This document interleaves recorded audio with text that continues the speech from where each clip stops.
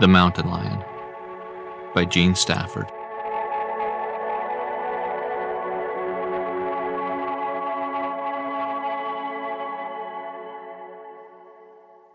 Chapter 7.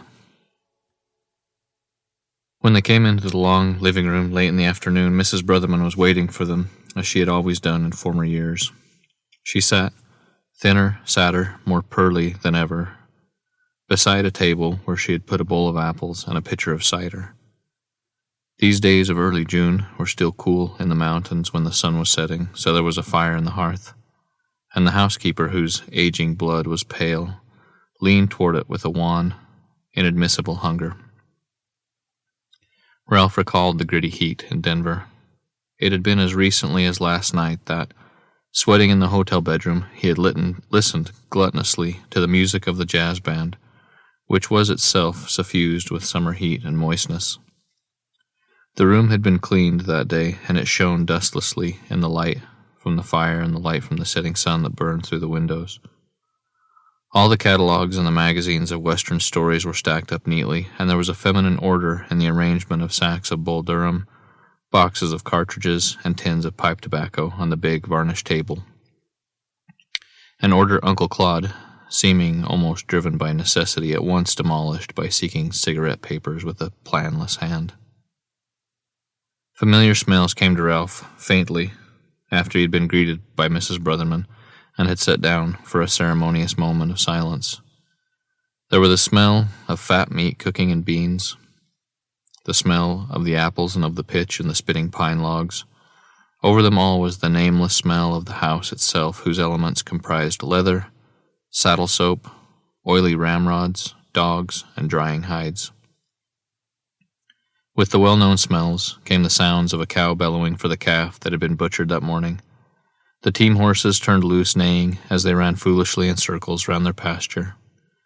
The barking of dogs on distant farms, the clatter of milk buckets down at the barn, the obstreperous arrival of the tractor across the bridge over the big slough. He could taste the apples and the cider, and he wondered if wine really tasted of grapes. Often in the past summers Uncle Claude had given him a glass of Dago Red, but it had only tasted thick and faintly sour. He had liked, though, to sit in this room with him and the other men on special evenings, Saturdays or when it was storming, and watch them pass the gallon jug back and forth as they filled their teacups, bragging that they were getting as tight as ticks, although Ralph could see no difference in them. Uncle Claude now stood with one leg flung over the end of the table, rolling a cigarette. His hat was pushed back, and a lock of black hair lay on his forehead like a leech. He had not shaved, and the small blue spines made his jaw look sunken. Although he was otherwise unaltered, this detail made Ralph quickly alert to him, not as his uncle nor as the man's man drinking bootleg wine, but as an almost anonymous man, old enough both to have a heavy beard and to marry a girl. Indeed, he had never known how very old Uncle Claude was until today, on the way home from the station. Molly had asked him, and he had told her that he was 36. "You're the same age as my father," she had said.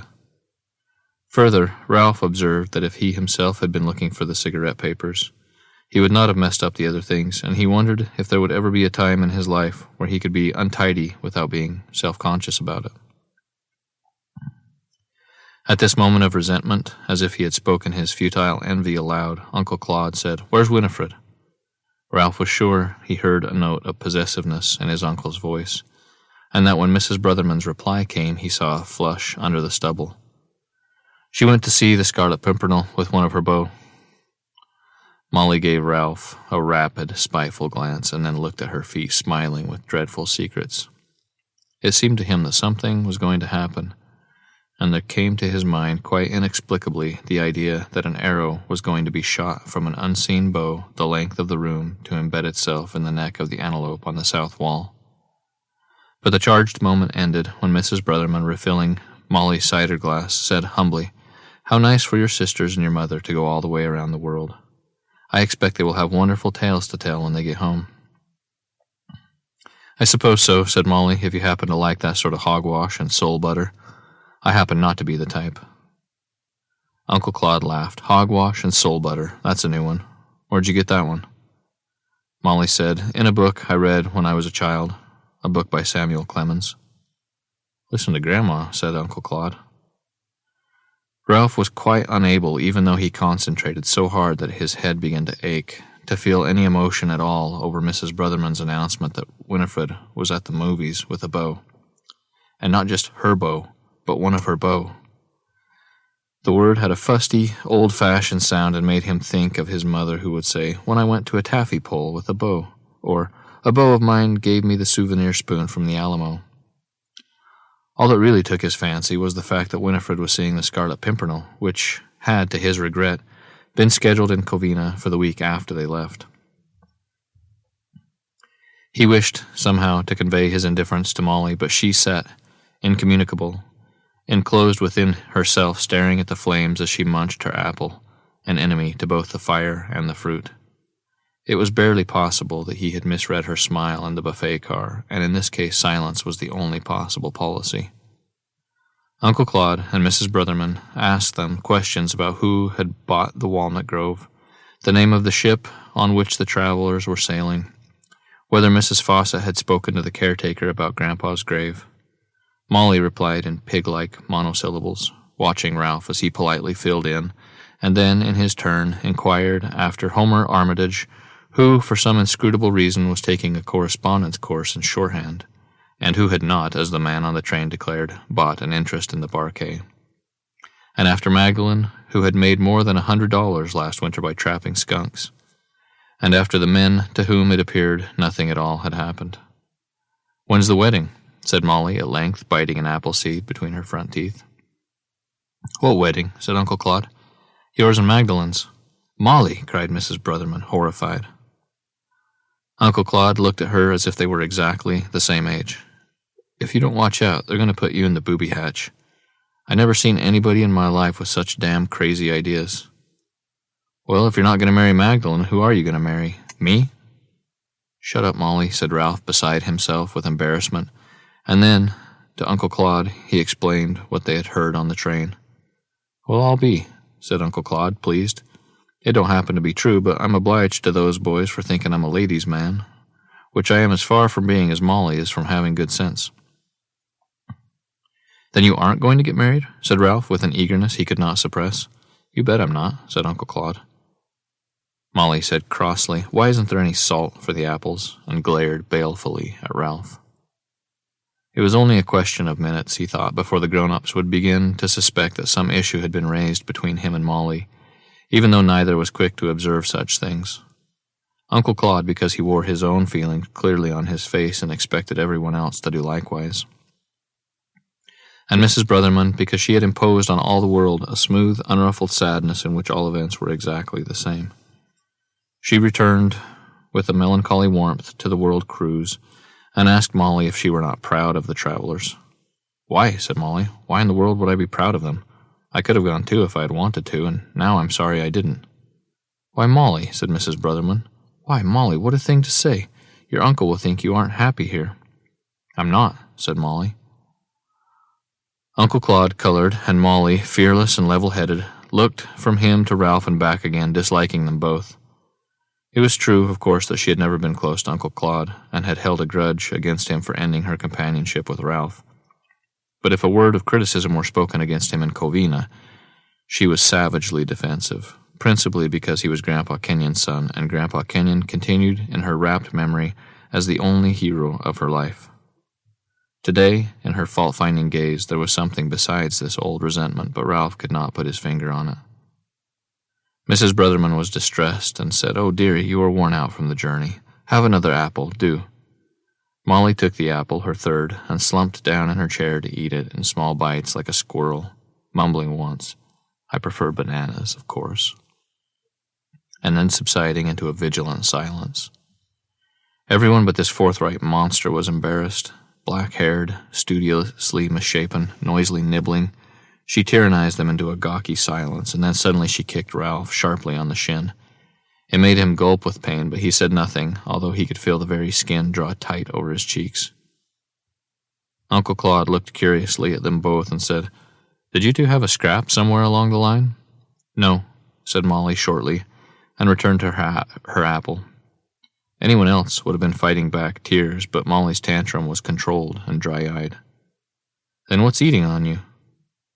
Often Uncle Claude did not, as Mrs. Fawcett would have said, know when to leave well enough alone. "None of your beeswax, Mr. Kenyon," she said, "and that's that." Uncle Claude was furious. For a moment Ralph thought he was going to pull her hair or twist her arms behind her back, and he did take a step toward her, but checked himself and pretended he had only moved nearer this fireplace to throw a cigarette away. And then, ignoring her entirely, he said to Ralph, "Come on up to the gallery. I want to show you something." The gallery ran the length of the short wall of the room. Most of the space was taken up by the poker table and the chairs, but at one end there was a sort of alcove called the office, with a roll-top desk where Uncle Claude kept the registration papers of his pedigreed bulls, and all sorts of other documents of an important historical nature, such things as land grants, dark yellow with age, signed by Buchanan and Lincoln, a trap-shooting certificate belonging to Homer Armitage, and Uncle Claude's birth certificate in which his middle name was written down as None.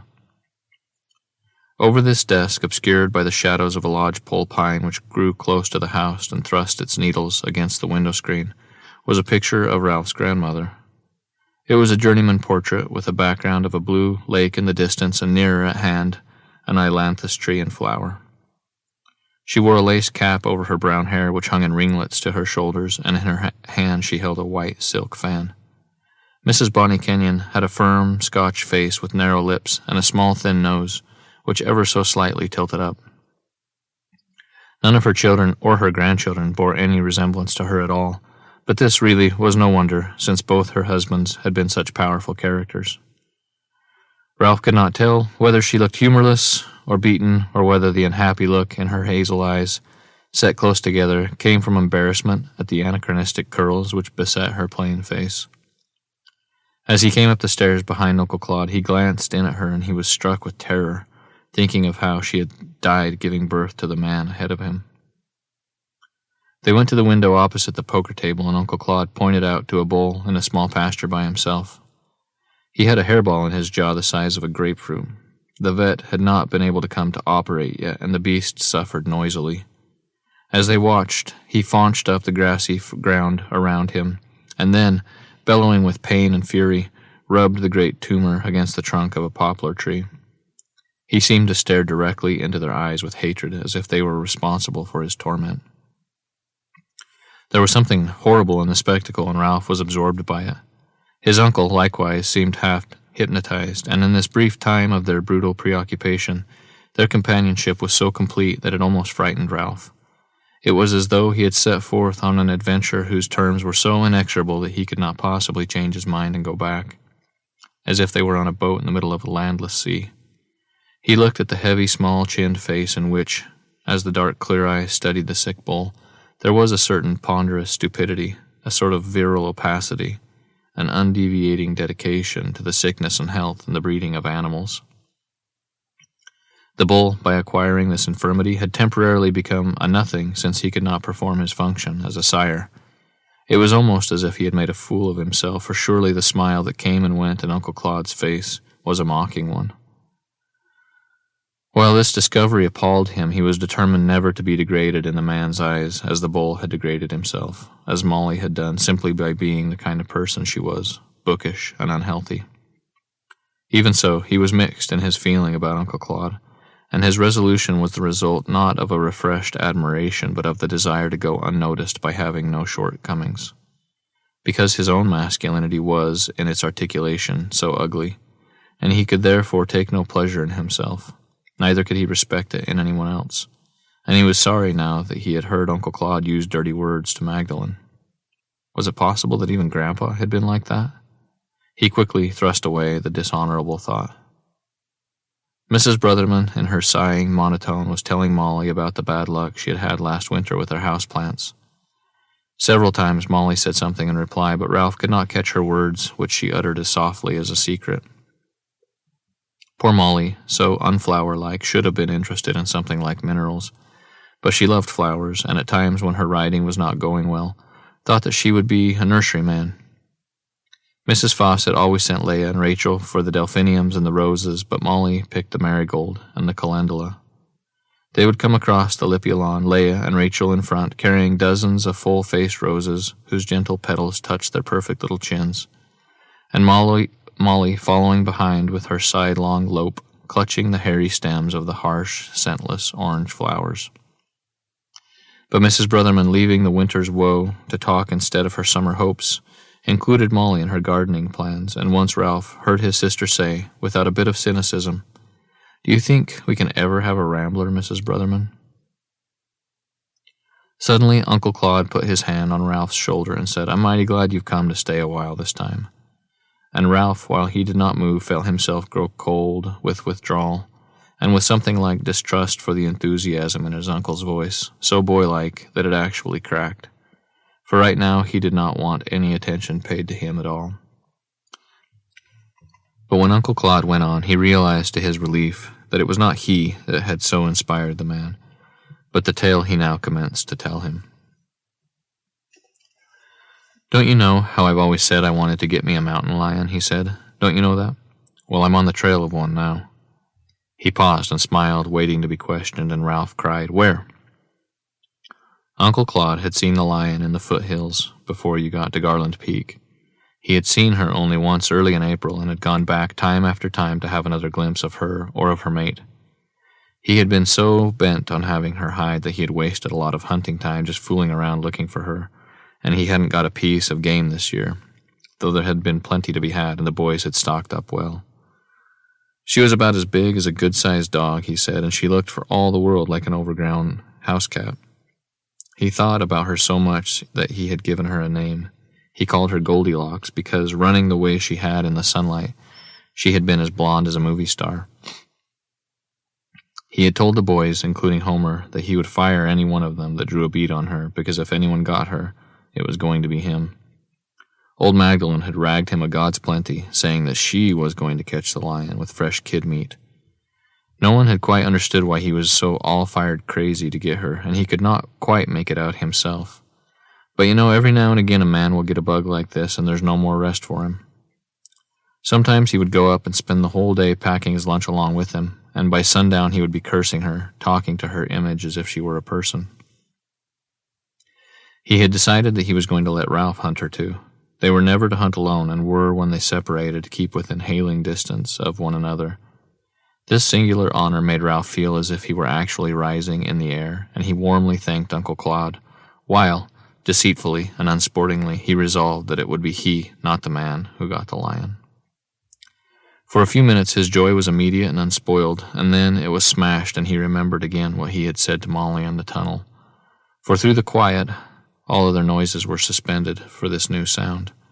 Came the roaring of a car, tearing along the road with the cutout open, and he could see it, a scarlet Model A roadster with the top down, as it appeared and disappeared in the lacy sarviceberry that grew along the bank.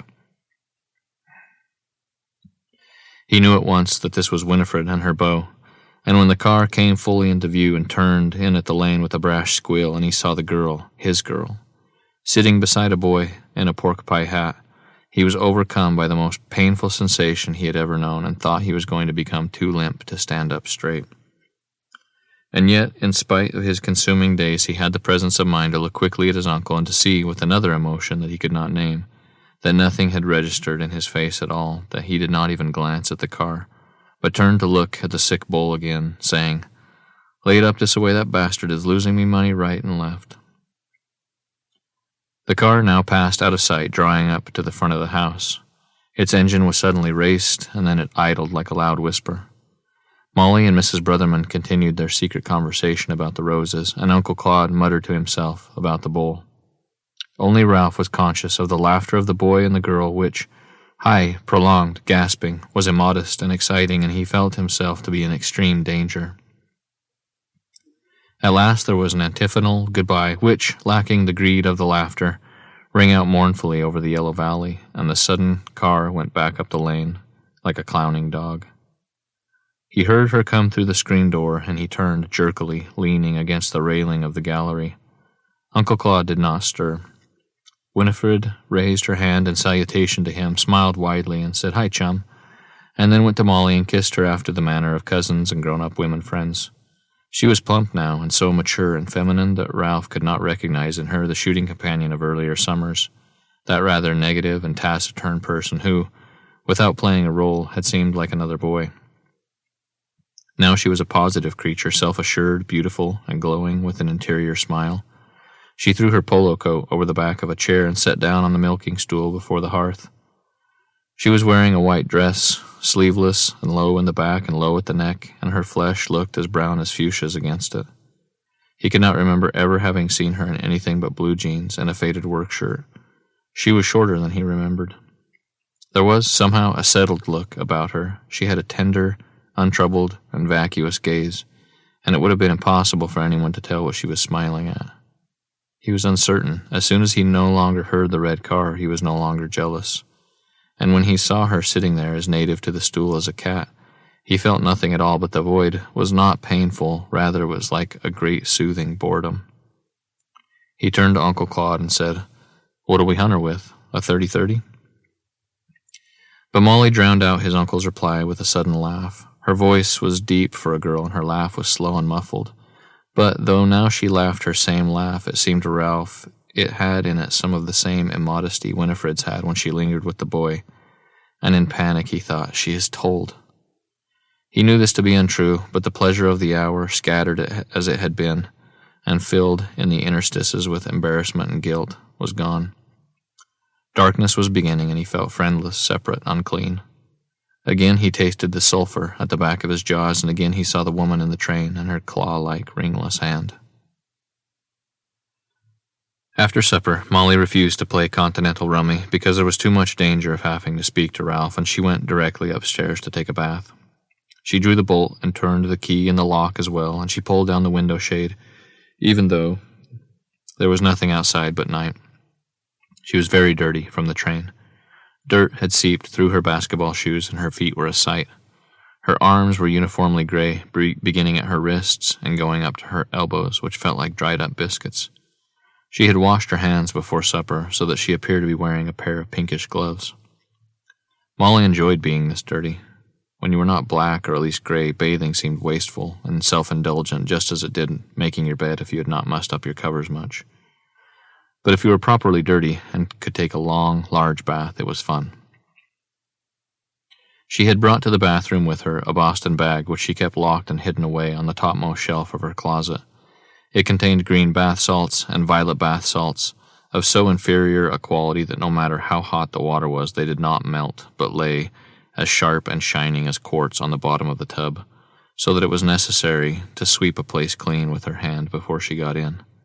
Even so, they gave off a sweet fragrance, and she could imagine that she was in a garden. Besides the bath salts, there were a cake of soap in the form of a yellow rose, a can of Armand's talcum powder, a bottle of Heinz honey and almond, a jar of Daggett and Ramsdell vanishing creaming, a bottle of Glostora shampoo, a jar of Dr. Scholl's foot balm, a jar of freckle remover, some scissors, a nail file, a toothbrush, some dental floss, a comb, a brush, a buffer, a chamois skin, and a pearl-handled corn parer. Covering them all was a maroon bathing suit. She hung a towel over the back of the chair and moved the chair in front of the keyhole to thwart any peeping Tom. Then she stood on the chair and took off her blouse and her gym pants and threw her wrapper around her shoulders, while she took off her undervest and bloomers and got into the bathing suit. She sat on the chair waiting for the tub to fill, thinking of nothing, for there would be plenty of time once she was in the bath. It was unlikely that any of them would come up and try the knob because they were all sitting around the table in the gallery, all but Mrs. Brotherman, who spent her evenings, and always had, crocheting a bedspread for Winifred for when she got married. They would be sitting there, those illiterate men, scratching themselves and getting the ends of their cigarettes wet and saying things like "he don't" and "you was" and those kind. And if the subject came up, pronouncing apricot with a short A. As likely as not, if Winifred had decided not to play, they would drink whiskey and wine, which, as everyone knew, was 9/10 fusel oil, and the chances of going blind on it were 99 out of 100. However, they were quite unimportant to her. Under the roar of the hot water, she said, "I should ishkabibble if they all commit suicide." She turned off the water and got into the tub, but she had run in too much cold and had to get out again and run in some more hot, for Molly never sat in the bathtub while the water was running. A slender snake might come right through the faucet. At the thought of snakes, she shivered all over and remembered every single encounter she had had with them, beginning with the very earliest when she was 4 and was too little to go to school.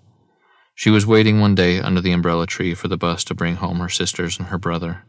When she heard it coming, she walked across the Lipia lawn to the patch of clover, and there she stepped on a coiled-up snake, which uncoiled under her bare foot and slithered off. She had stood there unable to move, but screaming at the top of her voice until Miguel came running and picked her up. She had never known whether it was the feeling of the snake under her foot or the smell of Miguel's sweaty shirt that made her throw up over his shoulder as he carried her to the house. "Aren't you ashamed?" said your mother. "Why, it was nothing but a harmless garter snake." Ralph found it and killed it with a rock and took Molly out to sea, but the sight of it, even dead, only made her scream again until he had to carry her piggyback to the porch so that she would not have to step on the ground. There was another time when she and Ralph, acting out the little Swiss twins, had taken a lunch of cheese and crackers to the wash, and all of a sudden Molly discovered that she was sitting right beside a bright green grass snake. This time Ralph was not kind to her. When she screamed, he slapped her face and said, "Oh, you make me sick, you big fat baby." The worst of all had happened right here, the first summer, although a real snake was not involved. She had been reading the World Almanac one day in the leather chair in Uncle Claude's office and had taken a horsehair out of a tear in the arm to play with in her mouth, because she had forgotten to bring a match, and quite unexpectedly she had swallowed it. She went down to the kitchen to ask Magdalene what to do, and Magdalene said she must quickly drink a glass of water, or it would turn into a bull snake in her stomach and eat up everything she ate so that she would die of starvation. Magdalene had known at least 11 people that this had happened to. She rushed to the sink, and Magdalene said, "That's hard water, that ain't no good for what ails you." So she ran upstairs to Mrs. Brotherman to say that she had better get right back to Covina so that Dr. Haskell could operate on her, and Mrs. Brotherman told her that Magdalene had made the whole thing up. She returned to the kitchen and said, "You're a nigger," and Magdalene replied, "You're poor white trash." Mrs. Fawcett said she would outgrow this fear as soon as she was able to distinguish between the harmless snakes and the poisonous ones, but Molly knew this was not true because she did not even like to look at the pictures of them in the illustrated part at the back of the unabridged. It enraged her to be told that they were useful because they ate destructive insects, and when Leah and Rachel said that if she had any sense of beauty at all, she would see that their colors and patterns were wonderful, she replied, "Who cares about a sense of beauty? I'd a whole lot rather have a sense of proportion, you conceited Elsie Dinsmores." Molly lay soaking in her bathing suit so long that her skin became white and rigid. Every now and again, she got out and stood dripping on the rag rug while she ran more hot water in. She washed her hair in the bath water and let it drip down her back, the drops crawling like flies. Lying full length, sometimes she let her feet and hands float to the surface and saw that they looked like something drowned. She thought of the flood when her father had brought the old woman into the kitchen. The only other thing Molly knew about the old woman was that it was said that when she was a child she lived in a goiter belt. So now she had to drink iodine in her water. She looked at her long feet, which she allowed slowly to sink again, but for the most part she was not conscious of her body. She was never conscious of it as a body, and had never spoken this word aloud, and almost died when one of her sisters would jokingly say, "Don't touch my body." Molly thought of herself as a long wooden box with a mind inside. But of what had happened that afternoon in the train, and she went over the whole scene time after time, each time redeeming the brilliant hatred that had spread over her exactly like bathwater. Often she had hated Ralph, but she had always got over it. She hated him for a month once, because when she showed him a picture, in tempera, of a New England kitchen, he had laughed so hard that he spit and made the red and white checked seat on the rocking chair run. Once he had brought her a little horseshoe magnet and told her that the teachers had voted to give it to her as a reward for being so diligent in collateral reading. And when she went to thank Miss Bandy said, "Why, Molly, I think this is just something out of a Cracker Jack box." But while she would never forget these injuries, they no longer made her feel as if she were going to have a nosebleed. This new outrage, though, was a horse of quite a different color, and she vowed several times, raising her right arm out of the water, that she would hate Ralph Fawcett for the rest of her life. She was not certain yet how she would show him that she was his permanent enemy, but she was in no hurry to decide.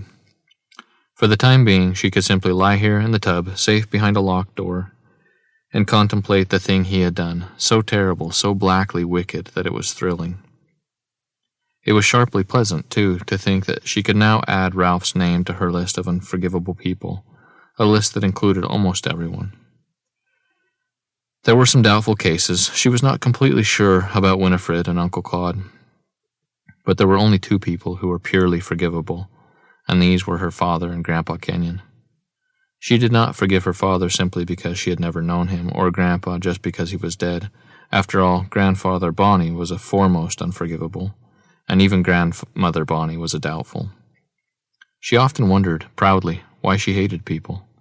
Sometimes she could figure back to the moment the feeling began. For example, she had hated Pinky Freudenberg beginning one day when she had stayed in at research to work on her long division, and he had stayed in too. She had gone to the pencil sharpener, and he had sneaked up behind her and kissed her on the cheek, and at that exact same moment a front tooth fell out onto her tongue. She had liked Pinky until then because he made up dances to illustrate her poems, besides others which he made up on his own. There was a pineapple dance, and a 10-cent store dance, and a mashed potato dance. They were all rather alike, but very exciting to watch, and Molly was sorry that she had to put her handkerchief over her eyes every time he did one of them in the playground. She had known, too, the moment Grandfather Bonnie had become unforgivable. It was the day Ralph threw up in the living room and she poured the acid on her hand. She had looked at the portrait just before Ralph said the milk was sour and had thought, "I hate that man," and had known that this would be true forever and ever, but she could not remember when she had begun to hate her mother and Leah and Rachel. As for the Follansbys, of course she had hated them before she was born. It occurred to her, as her fingers grew more swollen and furrowed, that she hated them all for the same reason, but she could not decide what the reason was.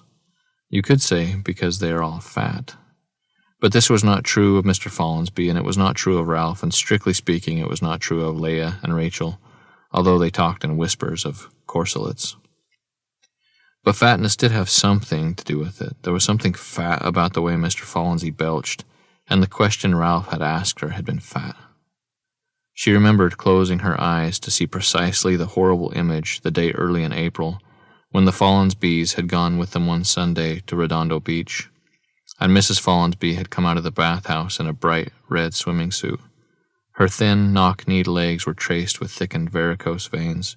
Her stomach was soft and pendulous, and made Molly think of a cake that had run over the side of the pan.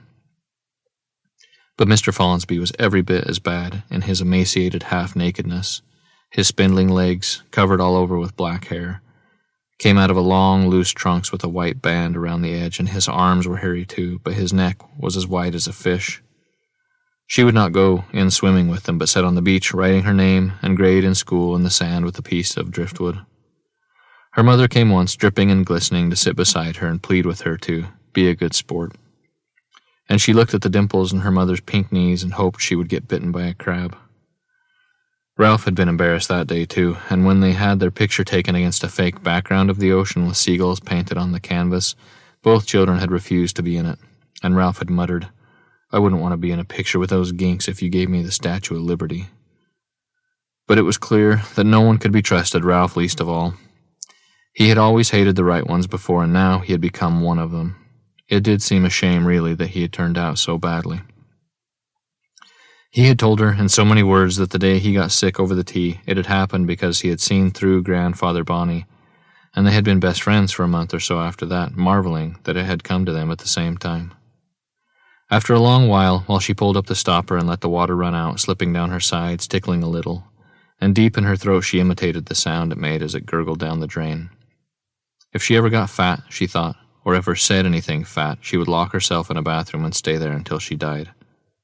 Often she thought how comfortable you could live in a bathroom. You could put a piece of beaver board on top of the tub and use it as a bed. In the daytime, you could have a cretonne spread on it so that it would look like a divan. You could use the you-know-what as a chair and the lavatory as a table. You wouldn't have to have anything else but some canned corn and marshmallows, and if you got tired of those, you could let a basket out of the window with a slip of paper saying, "Send up some hot tamales," or some hard-boiled eggs, or whatever you particularly wanted at the time. But she doubted if she would ever get fat enough to have to live in a bathroom. She looked at her thin upper arm and gave it a monkey bite. There were too many simple ways to avoid it, as well as the drastic one of getting a tapeworm. She did profoundly hope, though, that Ralph would get fatter than Tweedledum and Tweedledee put together, and she put both her fists in her eyes, thinking with rapture of how tightly his pants would fit over his seat, and his shirt would just barely button over his awful stomach. His cheeks would get so fat that they would nearly cover up his eyes. All this time, she, Molly Fawcett, would be getting thinner and thinner until she was practically famous for it, and when the time came, she was going to drop the fat name of Molly and be called Clara after Aunt Clara, father's sister, of whom there was a full-length portrait in the album. Aunt Clara had been as straight up and down as a yardstick, and she had enormous stick-out teeth. In the picture, she wore a straight black skirt and a straight black jacket, black gloves, black shoes, and a black hat with a wide brim, so that all you could see of her was her crooked nose and her great big teeth resting on her lower lip. Molly often stood before the mirror holding her teeth out and saying, "Clara? Clara?" as if she were calling to her in the grave, calling to tell her that she would try to look just like her. Otherwise, Aunt Clara had not been very admirable, as she had died, having a tumor removed. And Mrs. Fawcett, in telling this, would say, "Why, girls, it was such a big tumor that everyone thought she was in a certain condition." She would lift her eyes questioningly, and Rachel and Leah would wisely nod. Molly would not have dreamed of asking what the condition was, but she supposed it had something to do with all that Tommy rot with which people were constantly trying to ruin her life. Finally, the last of the water was gone, and she stood up, putting one foot on the rim of the tub and drying it, and then standing on the rug while she dried the other. She gently moved the chair and tried the knob in case anyone had picked in the lock while the water was making so much racket, and then, taking off the bathing suit, she dried herself and bound her stomach with a piece of outing flannel. She wrapped it so hard and pinned it so tight that it gave her a pain, and she had to lie down on the floor to get her slippers because she could not bend over. Then she put on her long-sleeved, high-necked pajamas and the nightcap she had made over her drenched hair. It was her desire to have tuberculosis, and at the ranch, where she was not supervised, she often went to bed with her hair soaking. She had tried for years to find out where Winifred kept her toothbrush. She packed up the Boston bag again, having used out of it only the soap and the bath salts, and let herself out. The voices of the card players came twanging up the stairwell, and there were no lights showing under any of the doors save Mrs. Brotherman's, and she got to her room without being seen. If she had been seen by anyone, she didn't care who, in her wrapper on this particular night, she would simply have dissolved like a slug with salt poured on it. When she got to her room, she pushed the washstand against the door, and she didn't care who heard her. If they did not bother. They bothered about very little around this place, and this was one of the few good things about it. When she had hung up her bathing suit in the window, she got into bed and took up her diary, which she kept under her mattress. She wrote, "Ralph has gone beyond the pale. I am his permanent enemy and do not know whether I will ever speak to him again, as he has literally beat a rivet of hatred into my heart by a remark he passed on the train today. I am not sure about Winifred this year.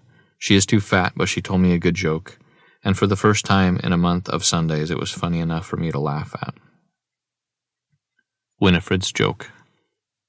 You call someone up on the telephone and say, "Are you the lady who washes?" And the other person says no, so you say, "Why, you dirty thing," and hang up. I am not sure about Winifred, as before said, because she told me that she had been to the show with her steady, and when I asked what she meant by a steady, she said the boy you were dippy about, and was dippy about you. But getting back to the subject of my former brother, what he did is so devilish. I could, like Leah, by comparison, in spite of the letter she wrote that made her sound non-compos mentis. I will not mention the subject of this letter, nor will I write down what Ralph said to me in the train, but I can assure you, Molly, that they were plenty bad. I intend to read all of Sir Walter Scott, Dickens, Stevenson, and James Fenimore Cooper while I am here, so that I won't have anything to do with R.F. He and Uncle Claude were talking about hunting a mountain lion. I can think of nothing more boresome personally. Uncle Claude looks very old, naturally. He is 36. I am not sure that I tolerate him. He didn't know what I meant when I said hogwash and soul butter, and I am perfectly certain he didn't know that Mark Twain's real name was Samuel Clemens. There are only two I am sure about, Mrs. Brotherman and Magdalen. Mrs. Brotherman will let me do the roses with her, but I do not know whether they will be any good because I read on the train in the Denver Post that the aphids are going to be very bad this year. I have not as yet conversed with Magdalen, but she said she had a rabbit foot for me, which is said to bring good luck. Resolution: think all the time about Ralph getting fat. Tomorrow I must look at the pictures of the stout men's underwear in the catalog and decide which one I want him to be.